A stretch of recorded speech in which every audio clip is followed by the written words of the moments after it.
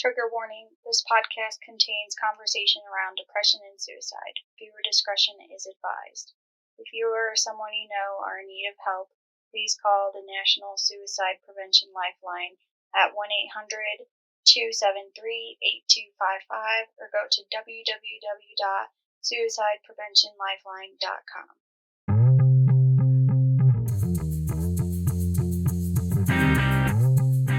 Here and Sara.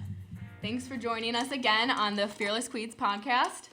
Today we want to talk about something super exciting, super powerful, and something that impacted our day-to-day life in ways that we would have never even imagined when we stepped foot out on the 12-hour walk. What she just said is true. Yes, her and I both did a 12-hour walk. Not together, but we did it individually at the same day and same time. All inspired by this man named Colin O'Brady, who is the author of the 12-Hour Walk. We highly recommend if you've never heard about it, but we're going to dive into our own experience of what we got out of it. Yeah, and the crazy thing is I saw it online. I saw it on, Instagram or whatever, and I thought to myself, oh, that sounds really cool. And I actually went out I think you showed it to me. Yes. You showed me the 12-hour walk. Yep. And I went out that day and I was like, I'm going to do a walk and I'm just going to start walking. And I did. And I walked for 3 hours. I had no intention of going or doing anything. I'm going to pause real quick because this 12-hour walk, there is no cell phones are on airplane mode. There's no podcast. There's no music. There's no friends. It's just you and nature, the quietness of it. And when I did my 3-hour walk, I didn't look into the details of anything. I'm just like, let me just practice. And it's funny because my feet kind of hurt at the end of 3 hours, right? And I was a little nervous, like whatever. But what I found in that 3 hours was like how peaceful it was. How like there was something about it that I didn't know that was just like captivating. We're always online. We're always doing this. We always have to be here and have to be at a certain place at a certain time and do certain things. And for those 3 hours, I was free. I'm the one who made the choice. It wasn't like Colin said, okay, today you're free. Like I said, like, I don't know. I just felt free. And then we were supposed to hang out. Yeah. We were supposed to start the podcast, I think. We were supposed to work together. And I was like, I know that our schedules have been so busy, but I feel like if anybody's going to do this crazy walk with me, you're going to be the one to do it. Just pray about it. And I was like, would you rather not work and let's do this? And she's texted me the next day. I was like, I'm in. I'm like, yeah, girl. Yeah. And, some people were like, did you prepare for it? I prayed, definitely prayed. Did you practice? Like, did you do anything? But the really awesome thing is he has an app. I know I talk really fast, but like there's a lot of information about the 12-hour walk. Just go to the app. It will like give you the preparations. The number one thing that I feel like is the most important thing to realize though is my 12-hour walk is different than her 12-hour walk than if my mom went on a 12-hour walk. It is not about distance at all. It is about going outside, disconnected from this for 12 hours and sharing your heart with stillness. Absolutely. Ultimately, like it's not about, I will share, I did walk pretty far. I was very surprised, but that's not what it was about. And you literally just walk outside your front door. It doesn't cost any money. You don't have to drive anywhere. You don't need to go anywhere. The whole point of it is just going outside and being in nature and in the still and quietness for 12 hours. If you make it down the block and back in the 12-hour span, great. You did your job. All we want you to do is like go outside your front door, challenge yourself. You will learn so much about who you are by just being quiet. Like for me, what I got a lot out of it because I didn't even know how or what my intuition, what my gut was saying to me. I'm like, all these people keep saying, oh, just listen to your gut, follow your gut. Like, what was that? I couldn't feel it. For so much of my life, I had always turned to others and asked them, well, what should I do? I was very indecisive. And mind you, I said when because I am no longer like doing that anymore. Like it's a daily walk that I fight that, I'm making the decision. Like you have to trust your inner being because nobody else knows what's for you other than you. Like people can tell you this and that, but that's their own opinions, right? Mm-hmm. Absolutely. You can't listen to everybody out there. Yeah. And what I found when I was on this walk, because I've learned a lot through different meditation and prayer and workouts and all the different things on how to do all the things to feel better. But sometimes it's not about doing all the things. Sometimes it's about just sitting there. And I remember at one point I was walking and I'm like, what else do you have for me? Like, I'm ready. Like, here I am. I have 10 more hours. Like, let's go.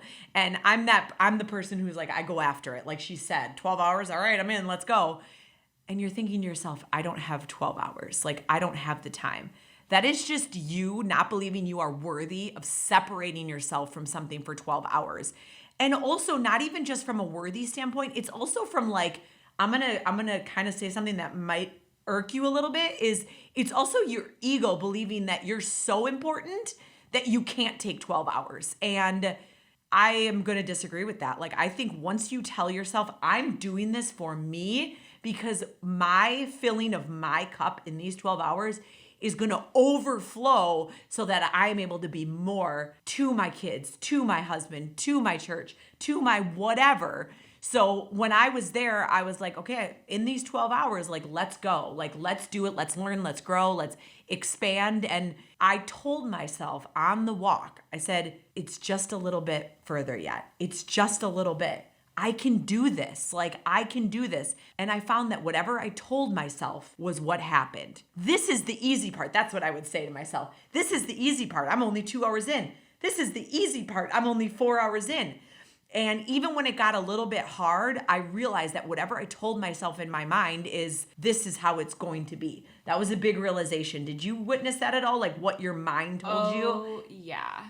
So at the beginning, I had a goal. Like, my goal, which I always make plans and God laughs. Like, I just need to come to the realization that I need to stop planning. So my plan was, I'm going to walk outside my front door, and my favorite place in the world is the beach. I'm like, I'm going to take my happy butt from my apartment to the beach, which is another town away. And you have to cross over busy roads. But I also don't know even how to get from my apartment to like the grocery store that's in town. I need my GPS. So for me to go from one place into the beach was a far stretch. So let me tell you, I was getting so frustrated with myself the first hour of the walk internally. And like, who else am I going to yell at? It was just me, literally. And I was like, okay, I'm just going to keep going down this road. And if I end up finding the beach, I find the beach. Well, I went the wrong way like the first 15 minutes in. And then I found myself going in circles. And I'm like, why the heck am I turning around? Like, I was getting frustrated and angry. And then I'm like, oh my gosh, I'm internally getting all these emotions and anxious and worked up. But there's nobody else to yell at. There's nobody else to tell. Like, I really had to sit with myself and be like, Sara, why are you like going around in circles? Like, it was such an inner dialogue, or like something that I just really had to work through, like frustration and anger that I was holding on to, that I was like, okay, I'm not doing what I thought I was going to do. Like, all these expectations I had put on myself that weren't leading up to where I thought I was going to go that whole day. So I finally surrendered and was like, you know what? I'm sick of walking in circles. I clearly don't know where I'm going. Just lead the way. Just lead the way. A quote that I've been hearing, that I heard in the, the company that I'm a part of, is release your expectations for appreciation. We expect so much of ourselves, so much of our pastors, so much of our significant others, so much of our kids, so much of this, so much of that, so much of the person driving in front of us. Release your expectations for appreciation, that whatever it is, you can find appreciation. And when there is gratitude, there is not room for hate. Yeah. You can't hate and gratitude cannot exist. No. Hate for yourself, hate for other people. There's a lot of that in the world today. So release your expectations for appreciation and have gratitude. And that's a huge realization to come to. And that's good that you were able to feel it. Feel it. That's the important thing. You felt through it. Yeah. I've been doing a lot of feeling and like sitting with emotions I had never done before. So doing this 12-hour walk, I had so many realizations of who I was and like what I was holding on to. I came back from that 12-hour walk, and like Colin O'Brady, the instructions, like to do the walk, like you need some water, you need some food, you need a little bit of backpack so you have snacks and whatnot. But he also recommends that you take a video before of like what your expectations are almost, or like what are you trying to get out of this 12-hour walk. And I remember mine being like, I just pray that I hear Jesus for the first time and like understand that like I have an intuition and like I wanted to know that. And I just prayed for mine and Tina's walk to be everything that we needed. And I think we both really got that, because I came home after that walk and you're supposed to do, you know, a post video of like, okay, what did you learn? And I remember being like, wow, I can't believe I just finished this 12-hour walk. I mean, I started at 5 a.m, came back at my apartment doors at 5 p.m. at night, and thinking like, I am hot, I am tired, I am hungry, but I feel great. And then I stepped inside my apartment and just sobbed. I couldn't tell you why. I couldn't tell you from what, who.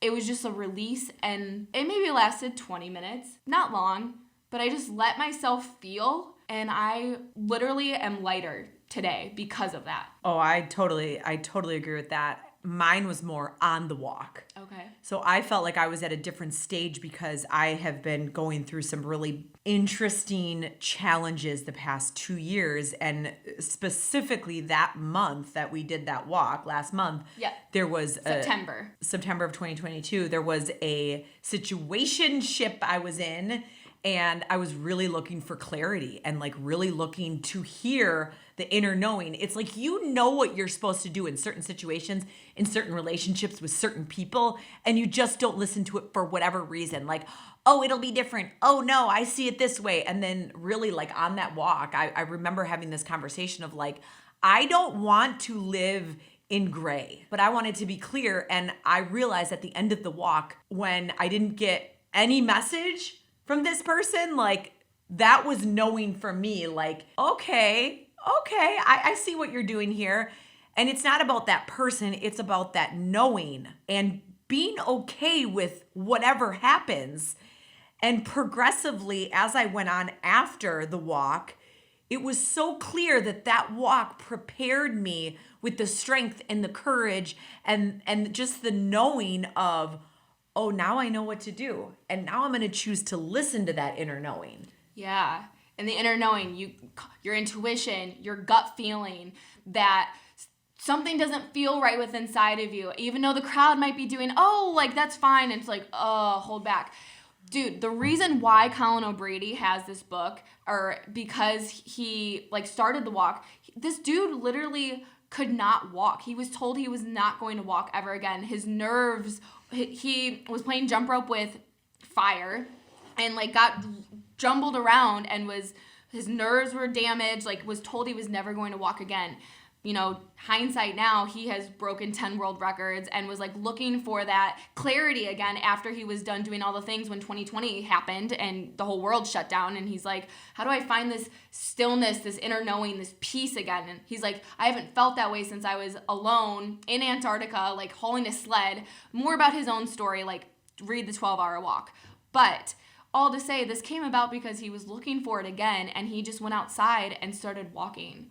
And I loved how you said, you know, you were trying to figure out like what was going on in your gut and like finding that knowing, but like so much is going on up here, and it's like your head space gets so in the way because you're overthinking and like overanalyzing. Oh, well, I feel one way, but maybe I could be the change, or maybe I could lead them in this direction. And it's like, I heard this great thing. It's your head space is the bad neighborhood. So, you know, like if you're listening to your headspace, it's probably not doing you justice. Like you're overthinking, you're questioning everything. But if you're in your gut and your heart, that's like the good neighborhood. Like you can feel like, oh, something's not right. Like your body always knows. Mm-hmm. But our head, we start to rationalize, we're feeling that way because XYZ. And it's like, or someone comes in with pitter patter chatter and was like, oh, maybe you are right. Maybe that is how it is. Like, no. Like you and stillness are what's needed to make your decisions. There is some truth to that. There is, you know, whatever is true, whatever is good, whatever is noble, meditate on these things. There is a reason behind that. And there's a reason why you can choose to either listen to that peace or you can listen to the turmoil of all the pitter patter chatter. Not that they're coming from a bad place. They're coming from their own place, their own experiences, their life, the things they've gone through, and they're coming into your headspace.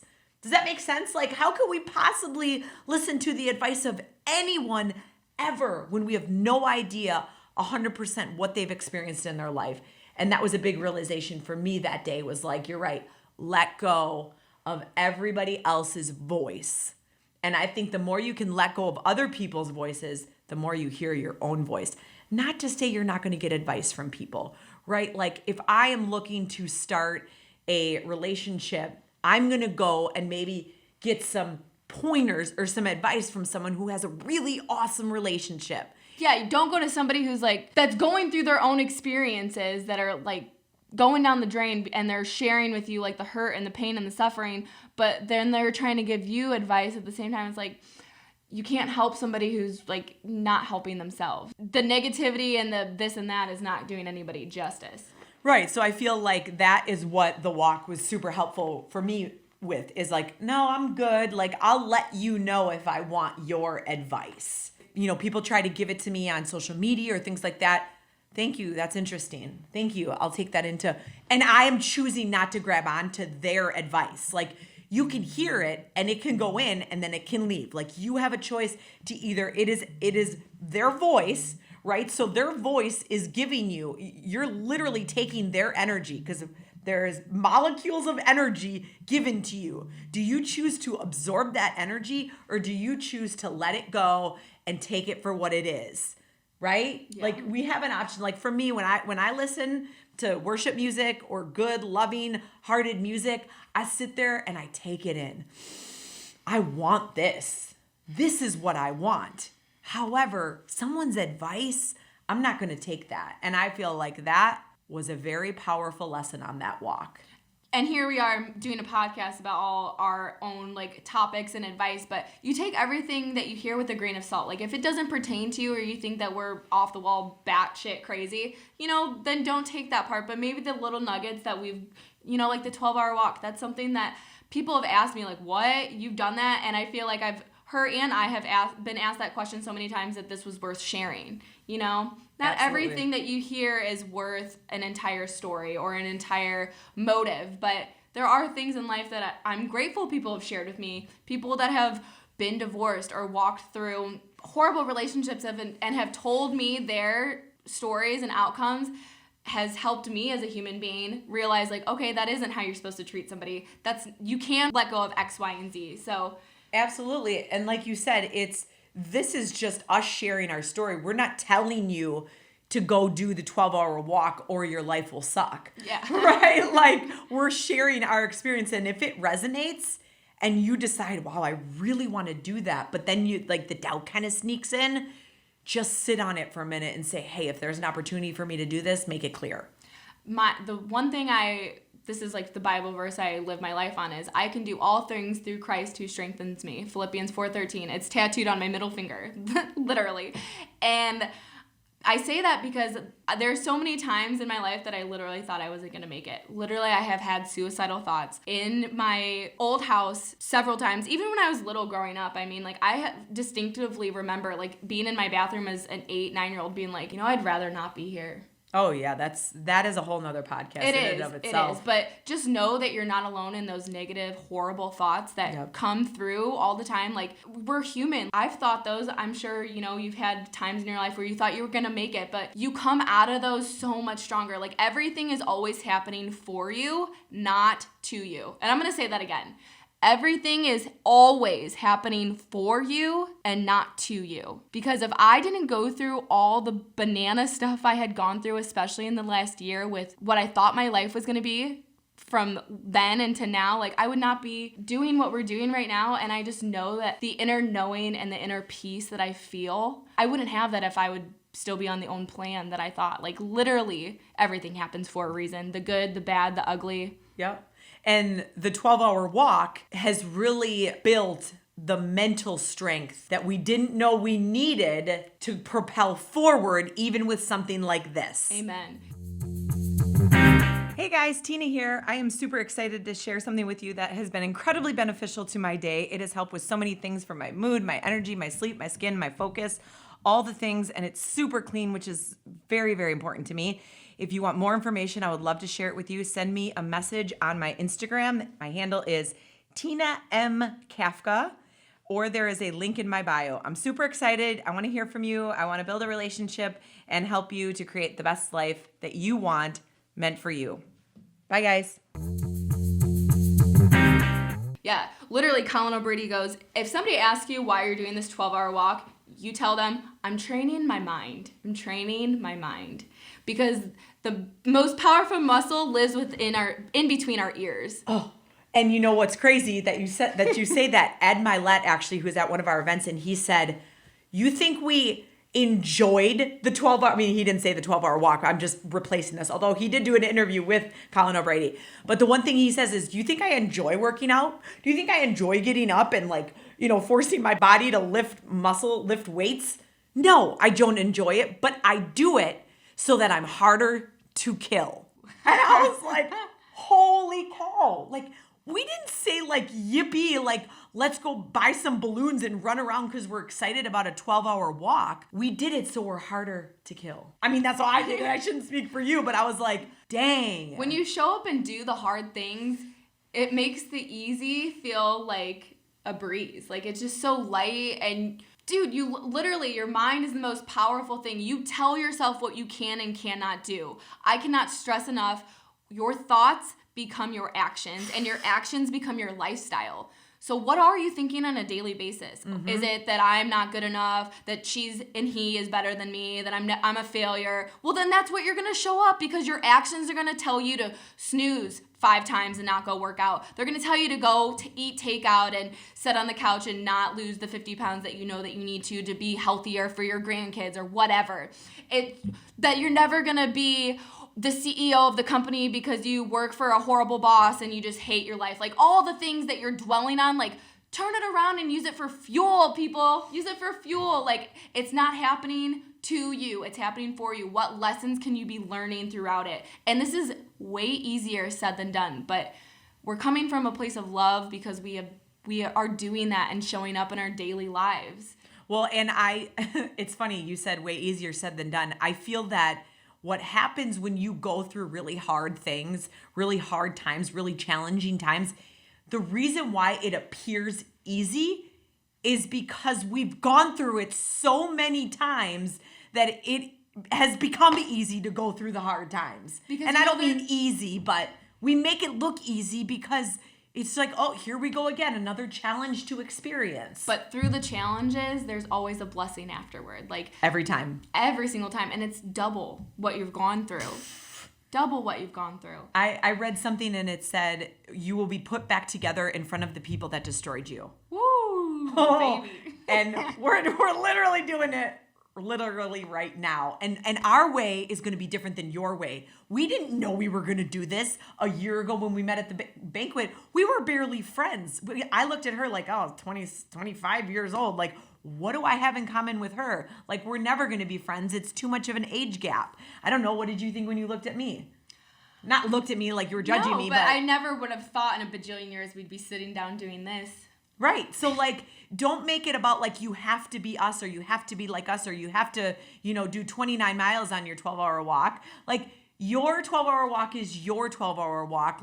Your journey within yourself is all about whatever you're meant to do. But if you don't open yourself up to the idea, then you will never be open to the idea. Yeah, absolutely. And he can't, to whom much is given, much is expected. Meaning, if you can't take the small things and honor them, there is no possible way you're going to get the big things because you're not going to be mentally strong enough to be able to endure what comes along with it. Yes. Show up for yourself because nobody else is going to show up for you. Nobody else can do this 12-hour walk for you. Nobody else lives in your body, has your legs, lives in your place.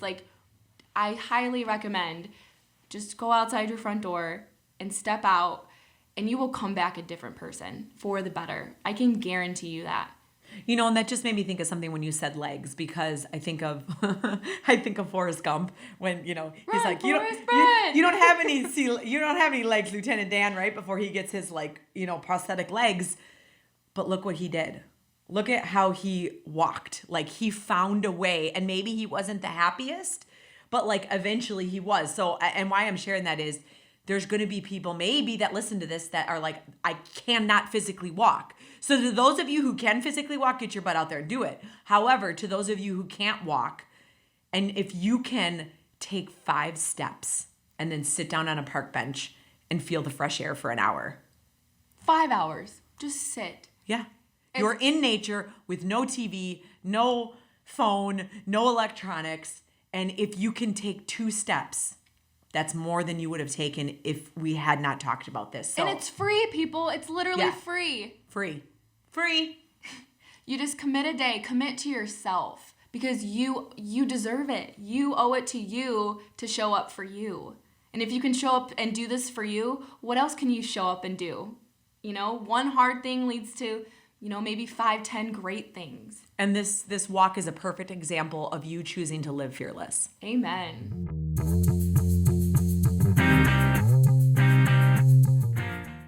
Be okay with whatever is presented before you and accept it, because it's in the acceptance that you're going to grow. I do want you to share this one story that I know happened on your 12-hour walk. Can you tell me about how you found your shirt? You were going to go a different way and you're like, oh my gosh, I lost my shirt. And then you found it. I don't remember this. Girlfriend, you're like, I'm walking and I just had like this inner knowing that I needed to turn around. Oh, my shirt. Okay, yes. So what I did from the second I stepped out, I was the same as her. I was like, I'm going to go to the beach. I want to go to the beach. I love the water. I love the beach. Yeah, no, I got out and I'm like, all right, turn left, turn right. It was literally me every step of the way, turn this way. And it was crazy because I saw one of the most beautiful sunrises I've ever seen in my entire life. Like, it was crazy gorgeous. But I wouldn't have seen it if I didn't just listen and be present. So then I got towards the end and I'm like, oh my gosh, like it's getting to the point where I'm like, how can I keep listening to this? Like, what does it even sound like? And so I went down this road and I started to feel a little unsettled. And I was like, ooh, I don't know if I should do this. So I kept walking. And I wore layers on purpose because I started, 5 in the morning, it was, 50 degrees. By, noontime, it was 75. And so I had another shirt on and then a sports bra underneath. I took off that shirt, put it in my backpack, walking, go down this road. And I started to feel a little like, I don't know. I'm like, okay, can you just like maybe help me make it a little clear if I should turn around? If I should go straight, like it feels really good and I won't keep having these thoughts about if I should turn around. So I kept walking and the thoughts wouldn't leave. And I'm like, oh, fine, I'll turn around. And I turned around and about 100 yards up, the shirt that I had taken off fell out of my backpack. And so for me, that was like almost like validation, like good idea, you turned around. And I think that there's a huge lesson in that because you listen to your gut. Yeah, like you said, when you're in your head, it's like, should I, shouldn't I don't know, give me a sign or whatever. Everyone's like, give me a sign. Like, this isn't about give me a sign. This is about like, take a deep breath. If this is not the path I'm meant to be on, either make it so unsettling that I continue or release it. And so I feel peace continuing. Something as simple as that, right? Yeah, and if you wouldn't have turned around, no shirt. Bye. Gone. And I love that shirt. It's a great workout shirt. Yeah, right?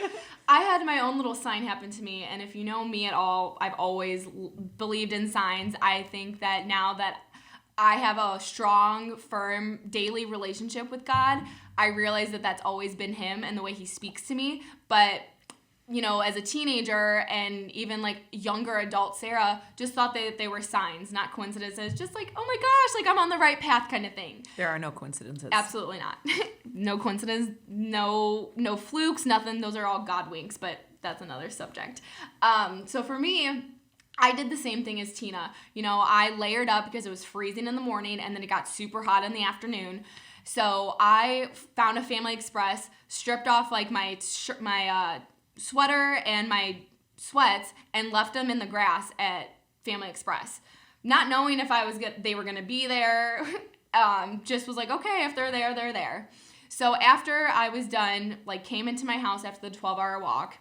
I do not cook. I was not put on this earth to cook. So I had to go eat something. I had to go eat something. So I call up takeout, and the lady's like, it's not going to be ready for 20 minutes. I'm like, perfect. I'll go drive my car back to see if my clothes are still there. So I park my car at the Family Express, and I come out, and as soon as I open my door, there is a penny face side up And I thought for sure I was going to see loose change. I mean, 12 hours in outside, I'm for sure going to see change somewhere. No, not at all. Not on my 12-hour walk. And I was like, that's like something that happens to me often where I like find change on the ground and know I'm on the right path. Like, I am that girl that will pick up the penny off the floor, the dime off the floor. Oh, amen. To whom much is given, much is expected. If you can't appreciate a penny on the floor, there's no way you're going to appreciate a $100 bill on the floor. Absolutely. It starts with the small things. All to say, when I picked up that penny, I was like, wow, like I did the right thing. I am on the right path. Just how you found, if you didn't listen to that inner knowing, you wouldn't have gotten your shirt. Like if I didn't go back, or I didn't plan on leaving my clothes at Family Express. I didn't even plan on going back to get them. They were old clothes I wore in middle school. Like, I didn't care about them, but I was like, I got time to kill, I'll go back. And if I didn't, I wouldn't have found like that one penny that was laid there for me. Literally, it was in the parking spot. There was 15 other parking spots I could have been in. And of course, it's the one that I picked, and I opened the door and it's right there. It's interesting. I just said if you're not going to pick up the pen, you're not going to appreciate the $100 bill, and you're probably like, $100 bill is a $100 bill. Who wouldn't appreciate that? Plenty of people. I assure you of this. Over my lifespan, I have always, if I see a penny, a dime, a quarter, a dollar, a 10, a 5, and I've found them all at some point in my life, multiple times pennies, obviously, but if I had not picked those coins up, like probably over the course of however many years, I promise you it's been over $100.